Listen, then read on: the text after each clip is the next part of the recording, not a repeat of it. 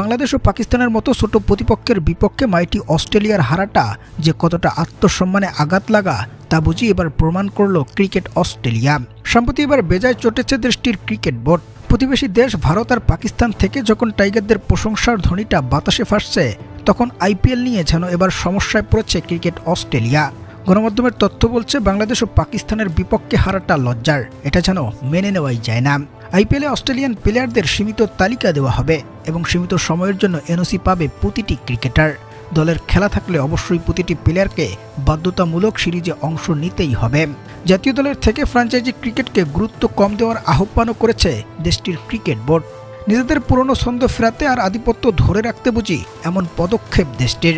অন্যদিকে অজিরা বাংলাদেশের সাথে হেরে চাপে পড়ে থাকলেও ঠিকই টাইগারদের প্রশংসায় ভাসাতে দেখা যাচ্ছে ভারতীয় ও পাকিস্তানিদের।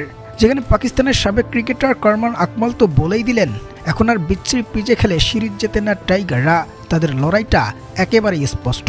তবে প্রতিপক্ষকে ডেকে এনে ঘরের মাঠে বাজে পিচে খেলার ধরনটা এখন ব্যবহারে বেশ আগ্রহী হয়ে পড়েছে পাকিস্তান।